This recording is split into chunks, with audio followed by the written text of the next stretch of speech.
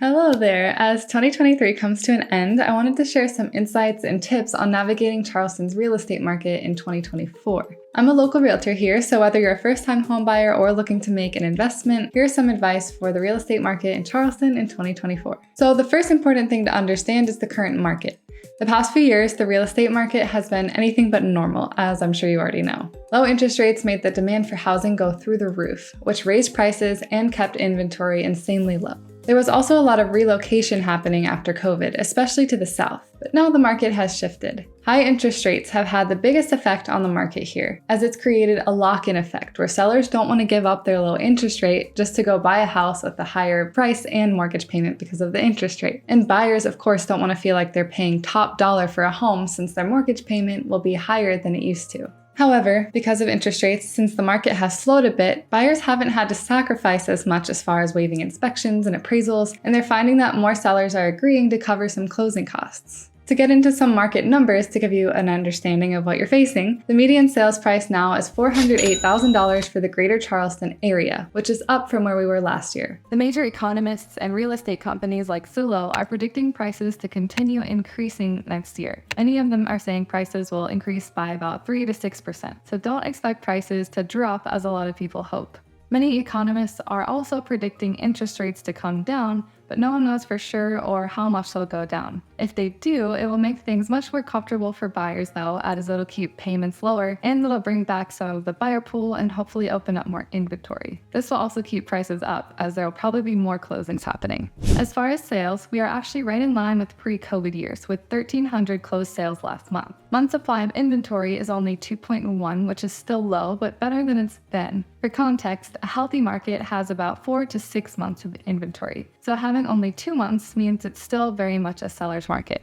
And if you're not sure what I mean by months of inventory, it's the amount of time it would take all of the homes currently on the market to sell. So 2 months means there's not many homes for sale. Days on market has increased to 33, which means you have a bit more time to search rather than the rushed experience of the past few years. But when homes are priced well and in a good location, they do in fact go under contract quickly, so I still recommend staying on your toes if you don't want to miss out. Overall, the demand for homes in Charleston remains strong for a number of reasons, like the beauty and the beaches, but also the strong economy and low unemployment. When considering your purchase, location is always a very important factor. Areas like Mount Pleasant and James Island continue to attract buyers at a higher price point because of their proximity to downtown and the beaches. Meanwhile, areas like West Ashley and North Charleston are popular because of their affordability and ongoing developments, especially North Charleston. Somerville is also paving the way for new construction in the area, with giant master plan communities still under construction. When it comes to prices, the historic downtown area always commands a premium, while more suburban neighborhoods offer more affordable options and amenities. So when you're looking to purchase a home, think about what you want to be close to and what you enjoy doing on a day-to-day basis. This will tell you where to begin your search and tell you how much you'll have to spend.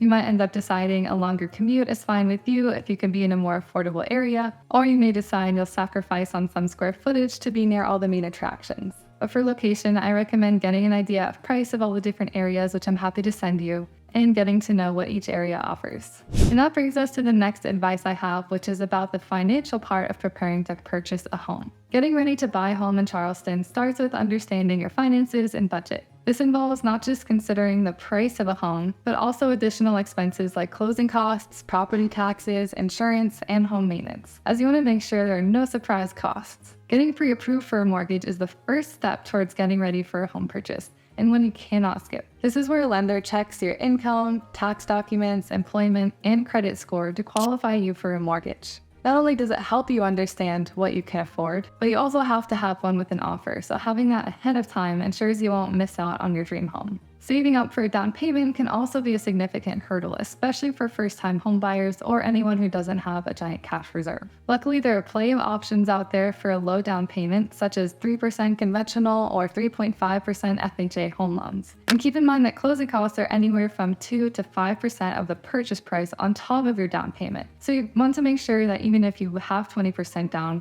that you have more than just the down payment amount. It's also a good idea to explore saving strategies, credit building programs if you have lower credit, and even talk to a financial advisor so you feel prepared about your home purchase on the financial side. Now let's talk about the actual process of buying a home in Charleston. It's not that different from anywhere else, but there are some local nuances, like if you're looking for a historic property downtown or a short-term vacation rental. The first step outside of getting pre-approved is to talk to your real estate agent, and obviously if you're in Charleston, I'd love to be your go-to. But this way you have someone who understands what you're looking for and knows the local market, so you know it needs to be done based on the location, your needs, and budget. They'll look at houses in person and talk through the things you like and don't like about the houses you're seeing. This helps hone in on the search. Once you've found a property you love, you'll write an offer, go through negotiations, and then hopefully go under contract. Once you're under contract, you'll have a due diligence period where you'll have an agreed upon amount of time to do any inspections. Usually it's no more than like 2 weeks. During this time, you can also back out for any reason, but you'll have to pay a termination fee, which you'll also decide on. Doing the home inspection is super important as it shows you the condition of the house and any repairs needed. You and the seller can then try negotiating some of these repairs. While this is happening, your lender will order an appraisal, the attorneys will do title work, and then with some more paperwork, you'll be good to go. Obviously, there's more to it, but that's the general gist. If you're a first-time home buyer in Charleston, the process might seem daunting, but I promise you can do it. Buying a home where you can build equity is so much better than paying rent every month to cover someone else's ownership. So it's definitely worth it. You can start by just educating yourself about the market and talk to your lender about financing options. You can also browse properties online until you're ready just to get a feel for what you like.